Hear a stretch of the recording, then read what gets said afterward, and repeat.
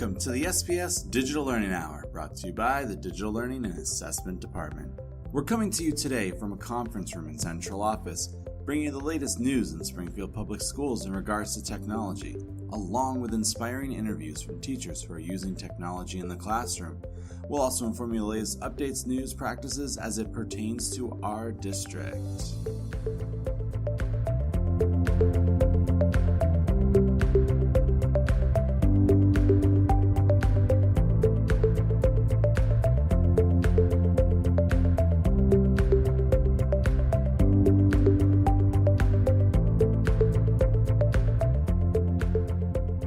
Thanks for joining us today. I am your host, Mike Thomas, the Bearded Tech Ed Guy. You can find me out on Instagram, Twitter, and Facebook at Bearded Tech Ed, or you can go to my brand new website where I'm constantly posting new materials at beardedtechedguy.com. In case you missed it, Springfield teachers, if you are a teacher who is in grades K to 3, we have all these great new CS lessons for you. If you didn't get a chance to go out to the showcase last week, I highly encourage you to look out for the video that we shot coming up soon.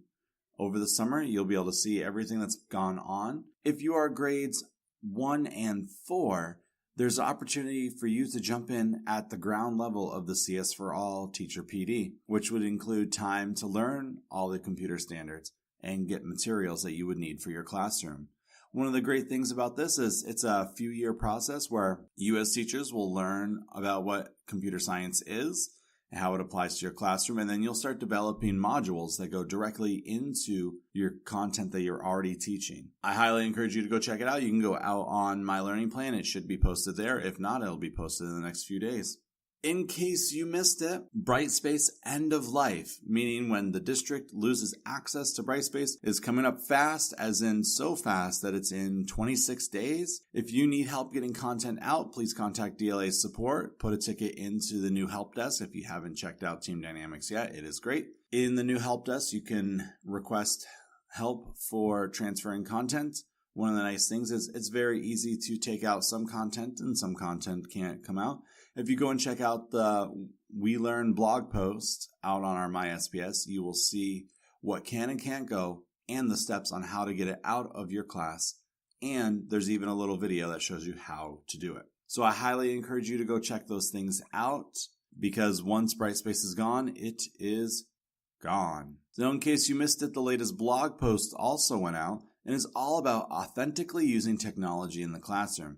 As you know, I'm always a big proponent of not using technology for technology's sake. There needs to be a way that is used where it's natural instead of trying to force something in there. On edglossary.com, a website that defines ed reform terms, this idea of authentic learning, this is what they had to say about it. In education, the term authentic learning refers to a wide variety of educational and instructional techniques focused on connecting what students are taught in school to real-world issues, problems, and applications.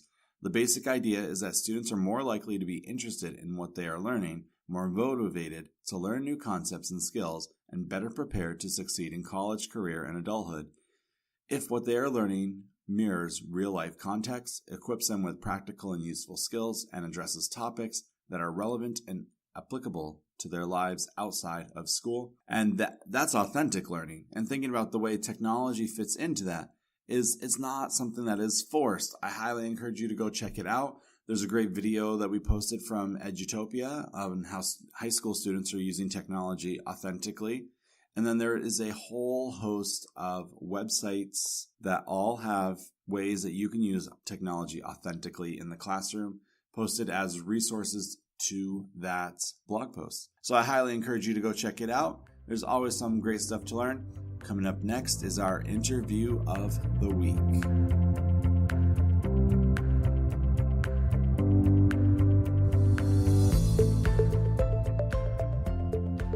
For this week's interview of the week, I have something super awesome and special to share with you. There are teachers at Talmadge Elementary that are doing something amazing with technology that is actually outside of their classroom. Well, they create it and then it's something for outside their classroom. I am super excited, and I was super excited to hear from Elena Trotta and Brianna Santaniello, and I even got a chance to talk with a few of their students about what they're doing. And I highly encourage you to listen to this. It is so exciting and so inspiring, and I know you will be inspired too.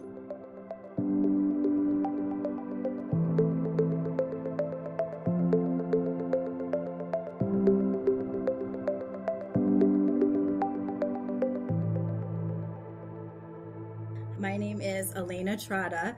I've been teaching for 20 years, and I am the ELA/ILS here at Talmadge Elementary School. My name is Brianna Santaniello. I'm a third-year second grade teacher at Talmadge Elementary School. 20 years in the district. How long have you been in ILS? I have been in ILS for 6 years. So what was the reason for your jump to be in an ILS? I was really excited to take on a new role. I had taught different grade levels, second grade, first grade, fourth, fifth graders, a little bit of everything. I was excited to do something new and work with students in kindergarten through fifth grade and get students excited about literacy and also work with teachers and support them. And you have been 3 years straight out of college? Yes. First teaching job? Yes. How has that been? A learning experience. It's been good, though. Elena's really nice about coming into the classroom, giving me different ideas to use during the literacy block, as well as different trainings in ways to promote learning in literacy, but as well as in math and writing as well. Well, a little interesting fact when you've been here for 20 years is that Brianna was a student here at Arthur T. Talmadge Elementary School. So it was interesting when she came to interview for the position that I remembered her as a student. So that's kind of neat. Full circle. Wow. Way to really bury the lead here, because those are always awesome when we hear about that, because Springfield's a large district and we like to see that teachers are coming from our students so that you have a firsthand experience of being here with them, which is really cool and helpful. So one more question about recently graduating school, and then we'll get to the real reason why we're here. Did you use a lot of technology when you were going through school? So it took me 5 years to graduate. In the first couple years, not so much, but as I finished out my courses the last 2 or 3 years, I'd say we implemented a lot more technology into the courses. They kind of saw the trend coming into the classroom, so they did teach me a lot more about technology towards the end of my college career. So what school was this at? I actually went to 2 different schools. I started at Bridgewater State and I ended at Westfield State. So Westfield State saw the trends that were coming. Yes. Awesome. We're here because something or one of you passed along to me exactly what you guys are doing in the classroom that with technology, that is really awesome. Can you share with our listeners what that is? We are promoting reading by doing bedtime read-alouds on YouTube. So we have teachers reading the books, and then the students are able to take the books home with them while watching the video and reading it. With using YouTube, how do the students access the books? We came up with the idea to not only send the link home to the students, but also we developed a QR reader that goes with each book. And so we, in our Tiger Talk, our communication with our parents, it goes home weekly. We print the QR reader and the link in that newsletter, and they can scan it or just type in the address to connect. Also, we put labels in the take-home book, so if they decide to borrow a book from our bedtime read-alouds lending library, they could scan the QR reader in that as well. So what was the inspiration for this idea? Well, Bree and I kind of challenged ourselves. We came up with the idea that we wanted to develop a Facebook page this year and also a YouTube channel. We said, let's have a YouTube channel. So then we decided to do the bedtime read-alouds. We have seen that publicized.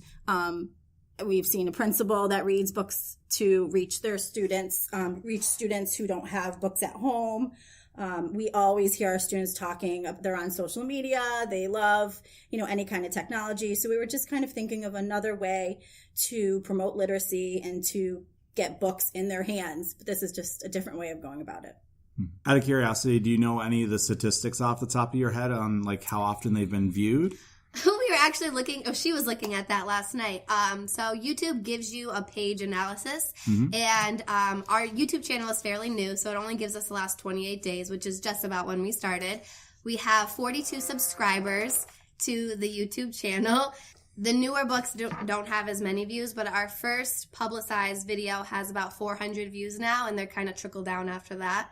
So it's reaching a lot of different households and a lot of different kids. We also have uploaded them to our Facebook page so they can click on the link. So we're noticing that if they don't get the communication page sent home to them, they can go through Facebook on that way. So we've noticed that they are using both different social media platforms to access the books.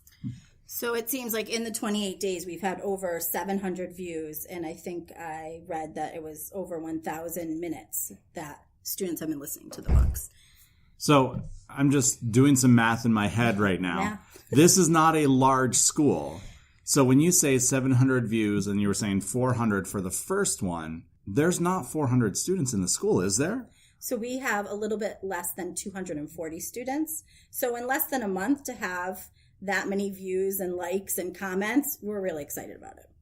That is awesome. How have the students responded? I mean, clearly they're watching it. They seem to really be excited about this. Videos go live on Thursday afternoons after school. Thursday morning, the voice of Talmadge announces over the intercom during morning announcements. Don't forget to check out tonight's YouTube channel to see who is the reader. So we kind of keep them guessing until they go home to watch it. So I think that little piece of curiosity is really pushing them forward to get onto YouTube and watch it. And then they come in the next day, oh, Mrs. Trotta was the reader. I was so happy to see her. But we've also added in a personal touch as well. So at the beginning of each book, the teacher is at home or something with their children or their pets introducing the book that they're reading. So they get really excited to see Mrs. Trotta's children. My dogs are on there. They get really excited to see those personal pieces too. So like Bree just mentioned, it's not just them, enjoying the book, but they also love that they get to see their teacher reading the book. That's been huge. And they come in the morning and they talk about it and who the reader was. They're very excited about it. So it sounds like you've gotten a whole school buy-in to this. Do you have all teachers buying into this too, where they're taking turns reading the books? Yes. We'll admit in the beginning we had to do some recruitment and convincing. But I think as the teachers have, watched the videos, they've been more excited about participating. So we just put a sign-up list up actually for the fall, for September. We want to record some back-to-school books so that we're ready to go. Right in August, September. I think it's full. We release videos every Thursday. We are booked all the way to the end of the year. And then again, we have books ready to go for August PD. We're going to release the first one back to school. So we're getting there. That's awesome. Do you have students request books, or do you guys as a teacher group pick your favorite books, or how's that process of choosing what to read? So really just because in the beginning it was thinking about some favorite books. Some teachers have chosen to read a book that has been their favorite or their children's favorite. And the other thing that we're trying to really be attentive to is making sure that we have diverse literature. We want literature that represents boys, girls. We want it to be multicultural. So we've paid attention to that. And then Bree and I were just working yesterday on looking ahead to August, September, October, and we're going to look at a Hispanic Heritage Month. What else did we say? We've got different holidays in December planned out. We also have fiction and nonfiction books, so it kind of interests all the kids in all their different genres and backgrounds. But that is a good idea for the future. Maybe do a vote as to what the students would like to hear. Well, and that was actually going to lead to my next question is, have you thought about some of your older students taking part and being the reader themselves? That would be great. We haven't gotten that far yet. We're still in the I'm throwing you guys stages, further down the road. That's okay. We take any and all advice. It has really been a learning experience. It's a lot more effort than we had originally planned. And I was the first one to do the read aloud, so I shared with Elena. I was sitting at home. I must have read the book 15 times. It is a lot more pressure than you think. You're not giving enough expression, or you're not being fluent enough, and then you cough in the background, or you skip over a word, and you have to go back and do the whole thing over again. So I think we had 10 books for this end of the school year. So I think for that, it was just the 10 books was a really big learning process for us. So moving into next year, we've already got so many more ideas coming through. Now you've just added another one our way. But for now, that's where we're at. Nice. And one more question, and then we're going to bring some students in to talk about this too, because they're a big part of this because they actually have to go home and watch it. What is the recording process like? A hot mess, if I'm being honest. So, and in the beginning, we were like, you know what, we're going to just try this. We're going to learn as we go along. And we really have, Bree more so than me. She's younger. We discovered that just having people record using their cell phones so that they can record their introduction at home. We've learned to have them either record the reading. They can record the introduction and the reading of the book separately. So we learned how to edit and put those two together, which was something new we learned. What do we use for that? Movie Maker. And then just getting the videos like emailed to us. We thought we had it figured out, but what we found was what worked for one teacher's video didn't work for another teacher. So either emailing to us, or we've been doing airdrop to Bree's phone and then uploading. And then we've both been trying to do the work, but depending on our computer. So you can probably talk more about that than me. The technology piece, actually editing the videos, was a little bit more challenging than I had thought. Movie Maker actually makes it really easy, even for students, to kind of just click and add and drop, those kinds of things. I found the most difficult part was actually just obtaining the videos myself. Like, some teachers were sending them through Facebook Messenger, and it wasn't coming through. And then they tried email, but it was too large. And then finally we just said, okay, iPhones it is, because this is what we have to do. So if teachers don't have iPhones, we have actually just been letting them borrow our phones, and they can do it here at school on their prep, which we found to be much easier because then the phone just plugs into the computer and I can upload that way. We also have this little handy dandy arm. It clamps to the table, and then you clamp your phone in, so you just record it, and then your hands are free to flip the pages, which made it better, so we weren't shaking over the video. We didn't think of that in the beginning. And after we both tried it, we're like, okay, we need to invest in an arm to hold our phone. So I think we've learned a lot, and I think it really will open up, us up to trying more things with our students, with videotaping and making the movies and things like that. But we have learned a lot. And we keep saying to each other, we thought this was going to be easier than it is. But now we're on a roll. I think we're in a good place. The kids have really been a big help too. I was not into YouTube. I didn't really know how to use it. They're like, this is what you do with your channel. You click this button, and these are your subscribers, and this is your likes. And I was like, oh, okay. So every morning they're like, you have more likes on this page, right? I don't know. So just to remind our listeners, you teach second grade. Yes. And your second graders know a lot about YouTube. So for those teachers out there who hear all this and they're like, oh my gosh, your students can actually be a big part of this too. Utilize them. When I have questions about YouTube's more so than Movie Maker, but when I have questions about any type of computer, anything, they are the first people that I go to. They somehow know how to navigate every platform, every social media, even the school school district websites. They know how to navigate them before I do. So if you are feeling as though you are stuck, ask your students, no matter what grade level. They love, they're making comments on the videos. It's really surprising the reaction that we've gotten from them. That's awesome. So let's get some students in here to hear from their side of it too. So Mario, what do you like about the Talmadge Bedtime Read Aloud? I like it because it's different teachers read. They're good books. So what has been your favorite book so far? Probably the Juan Bobo. That one. That one? Did you like the one in English or Spanish better? Spanish.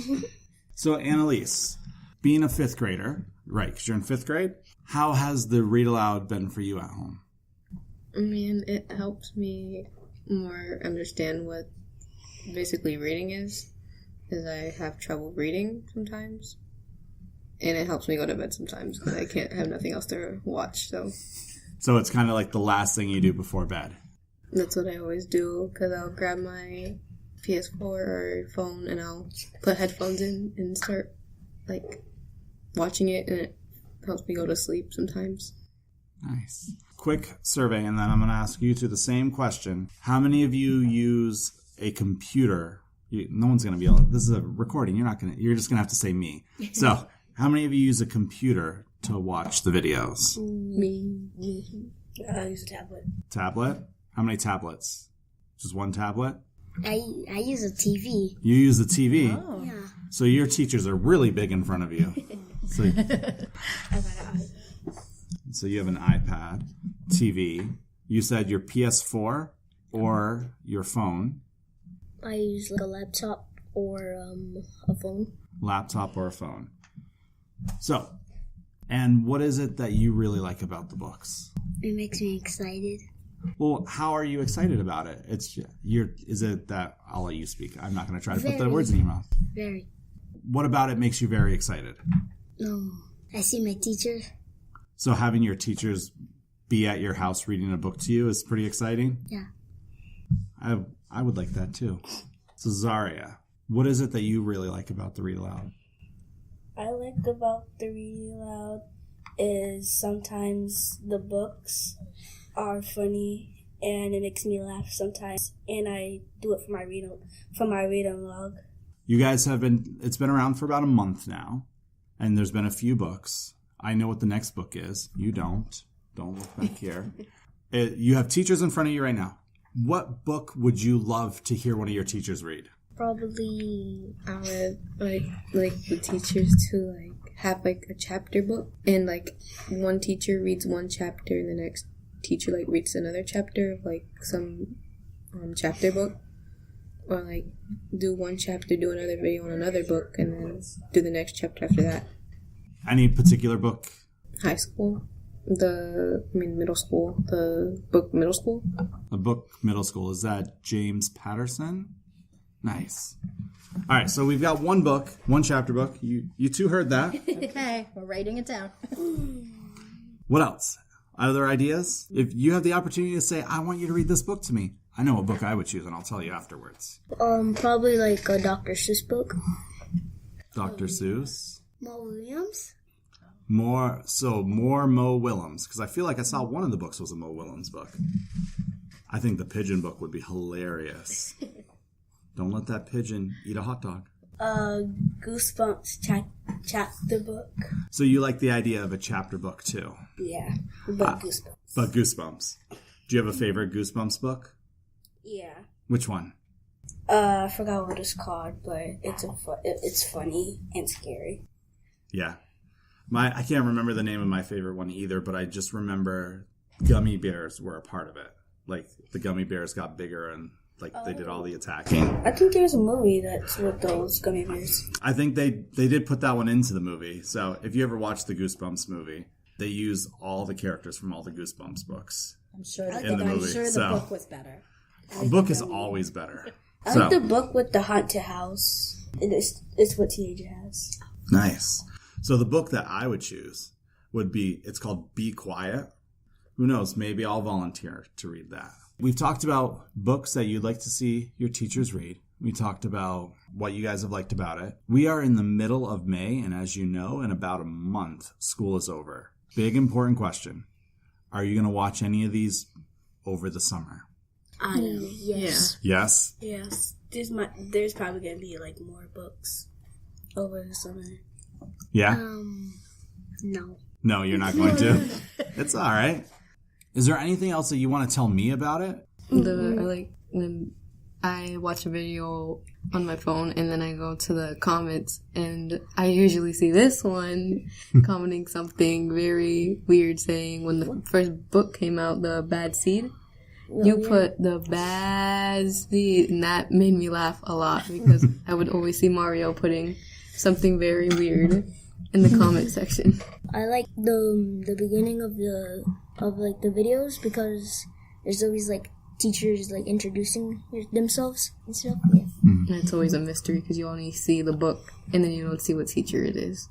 I just want to know, when is my teacher reading? Oh, that's a good question. I believe it's every Thursday they come out, so you'll have to watch out for it next Thursday. Maybe your teacher will be the next one. This is super exciting. I don't know if you guys know this, but nobody else in the district is doing this kind of project. So what would you say to those schools, because there's 32 other elementary schools in Springfield. What would you say to those schools' teachers about why they should do this project?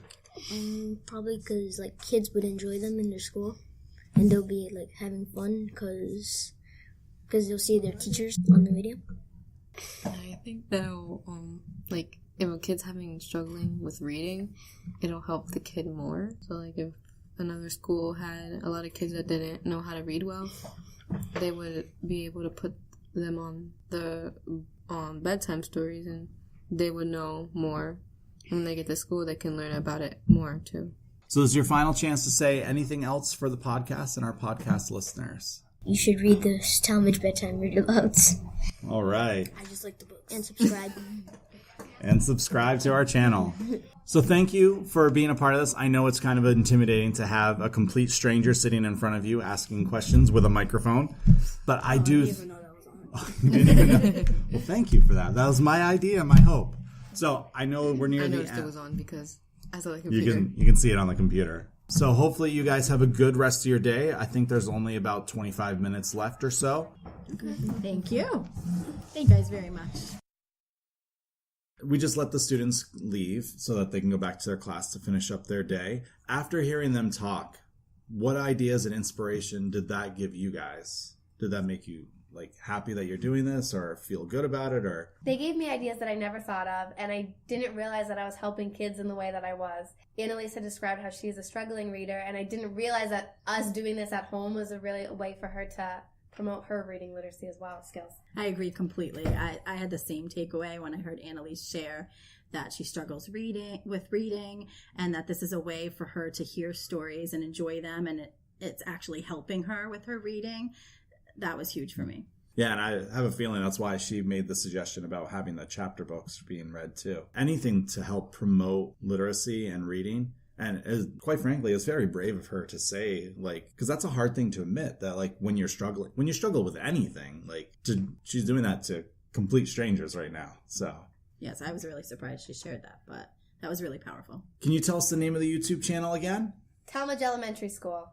So if I go to YouTube, Talmadge Elementary School, first thing that'll pop up. Should be. That's our channel. Well, there is a Talmadge school in Ohio that tends to pop up, so you might have to search a little. I think we get bumped higher in the list, right? The more likes we have. That is true, and same with subscribers. Yeah, subscribe to our page. So subscribe on YouTube. You guys' Facebook page is? It's also Talmadge Elementary School. Talmadge Elementary. And all the announcements on Thursday tells everybody when it drops. What time does it drop on Thursdays? Between 2 and 3. Between 2 and 3 on Thursdays.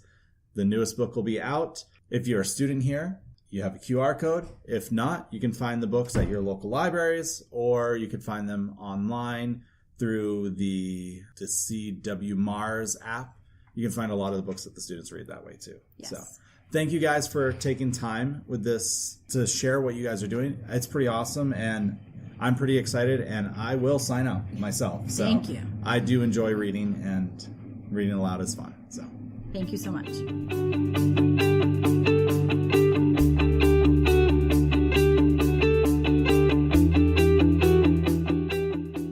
So were you guys not inspired by that interview? Hearing those students, especially the one student who was letting everybody know their struggles and one of the things that they're doing to help them in the classroom. This whole idea of bedtime read-alouds is one that I am fascinated with. I love the fact that they've got books, they got teachers reading those books either at their homes or somewhere comfortable. And the students, all they need is the QR code, and they can scan it. And then on any device, they can watch the videos. What's really awesome is that all the teachers are buying into this, and the students are buying into it. I mean, for bedtime read-alouds, the idea that your teacher is going to read a book to you is awesome. As of today at 8:37 in the morning, they have 56 subscribers, and their most viewed book is almost up to 500 views. Like we said in the interview, they only have a couple hundred students. So the fact that some of these videos are probably being watched more than once is awesome. These students are able to check out the books from their library, have them with them, read along, follow along. This is a great use of technology in a very authentic way. More props to them. I can't wait to see what the future holds and the collection of books that they gather. And like I did say, I will even be willing to contribute my favorite book. So with that, I just want to remind you, if you listen to us on any platform, give us a review, give us a rating. It helps us know what platforms people are using to listen to us. And it also helps us move up the board so more people can hear about all the amazing things that are happening in Springfield elementary schools and middle schools and high schools. You know, across this whole district, there are teachers who are doing amazing things, and we love sharing that with them. So as you know, there is only a few weeks of school left, And so we've got a couple more interviews lined up for you, and I can't wait for you to hear them. So once again, I am Mike Thomas, the Bearded Tech Ed Guy, and this is the SBS Digital Learning Hour.